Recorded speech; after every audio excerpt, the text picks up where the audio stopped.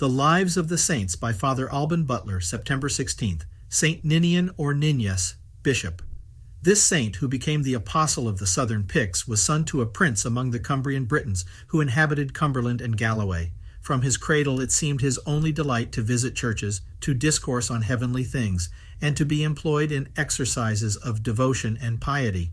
Whilst others take so much pains in their education to advance themselves in the world, our noble youth, sensible of the inestimable treasure of holy faith which he had found, thought nothing difficult and no labor great that he might improve his soul in the knowledge and practice of religion.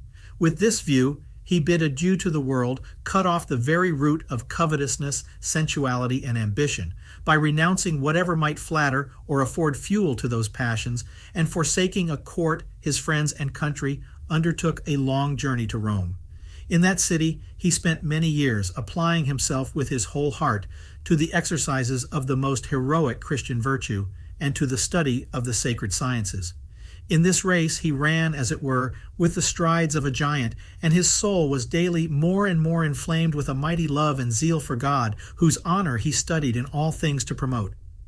This motive and a compassion for his native country, which had received the grace of faith more slowly and more imperfectly than the southern provinces of Britain, engaged him at length to return home, to impart to his countrymen a share of that blessing in which their happiness consisted, and which was the great and sole end of their very being.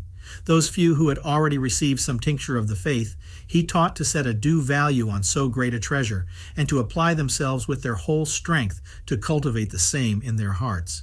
He brought the idolaters of that province into the paths of eternal life, softened the fierce temper of Tudevald, king of the Picts, and built a church of stone at Whithorn, now in Galloway. And as the northern Britons had never before seen any such building of stone, the town, according to Bede and Malmesbury, took from this edifice its name, importing a white house, in Latin Candida Casa, since changed into Whithorn. This saint fixed here his episcopal see, and dedicated the church in honor of St. Martin, whose tomb he probably had devoutly visited in his journey through France. He converted from idolatry the Cumbrians and all the provinces of the Southern Picts as far as Mount Grampius. The rest of North Britain was converted by Saints Columba and Palladius. The former was the apostle of the Northern Picts in 565. The Scots, who, passing from Ireland, settled in part of the country possessed by the Picts in North Britain, acknowledge St. Palladius for their first bishop, though their modern historians tell us that they received the first seeds of faith in the year 200 under King Donald by certain missionaries sent from Pope Victor. It is not to be doubted, but the light of faith had penetrated among the Caledonian Britons before they were subdued by the Roman arms in the expedition of Severus in 208, as appears by Tertullian. The Church of Whithorn became a seminary of apostolic men and many glorious saints.